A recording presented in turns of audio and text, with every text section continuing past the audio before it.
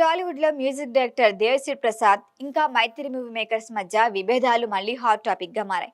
పుష్ప 2 సమయంలో మొదలైన ఈ విభేదాలు ఇప్పుడు ఉస్తాద్ భగత్ సింగ్ సినిమాతో మరొకసారి చర్చకు దారితీశాయి. ఈ వివాదం వెనుక అసలు కారణాలేంటి అనేది ఆసక్తిగా సినీ వర్గాల్లో పెరిగింది.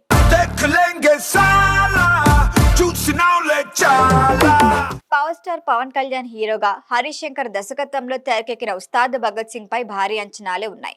ఈ చిత్రానికి మొదటగా దేవిశ్రీ ప్రసాద్ ని మ్యూజిక్ డైరెక్టర్ గా ప్రకటించారు. అయితే చివరికి ఆయన కేవలం పాటలకి మాత్రమే పరిమితమయ్యారు. బ్యాక్గ్రౌండ్ స్కోర్ బాధ్యతలు ఎస్ తమన్ కి అప్పగించడంతో ఇండస్ట్రీలో చర్చనీయాంశమైంది. దీనికి ప్రధాన కారణం సినిమా విడుదల తేదీ ముందుకి రావటమే అని సమాచారం.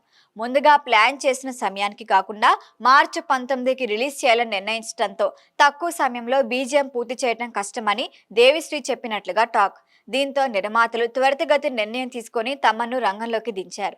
ఈ పరిణామం ఇరు వర్గాల మధ్య గ్యాప్ పెరిగిందనే సంకేతాలు ఇస్తోంది. ఇక ఈ వాదం కొత్తదేం కాదు. పుష్ప 2 సమయంలోనూ మైత్రి సంస్థ దేవిశ్రీ పనితీరుపై అసంతృప్తి వ్యక్తం చేసి అప్పట్లో వార్తలు వచ్చాయి.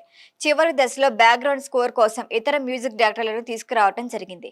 ఇది డిఎస్పీకి కూడా పెద్ద షాక్ గానే మారింది. ఇక ఇప్పుడు అదే ట్రెండ్ ఉస్తాద్ భగత్ సింగ్ లో కూడా రిపీట్ కావటం ఈ విభేదాలను మరింత హైలైట్ చేస్తోంది. ముఖ్యంగా ఒక స్టార్ మ్యూజిక్ డైరెక్టర్ ను వరుసగా బీజిఎం నుంచి తప్పించడం వెనుక పెద్ద కారణాలే ఉన్నాయన్న అనుమానాలు కూడా వ్యక్తమవుతున్నాయి. ఇదిలా ఉంటే దేవిశ్రీ అభిమానులు సోషల్ మీడియాలో తీవ్రంగా స్పందిస్తున్నారు. నేషనల్ అవార్డు విన్నర్ అయిన డిఎస్పీని ఈ విధంగా సైడ్ చేయటం సరైంది కాదంటున్నారు. అతని టాలెంట్ ను తగ్గించడం కాదని సరైన గౌరవం ఇవ్వాలని డిమాండ్ చేస్తున్నారు. మరొకవైపు నిర్మాతల విషయానికి కూడా తమదైన కారణాలున్నాయని సినీ వర్గాలు చెబుతున్నాయి.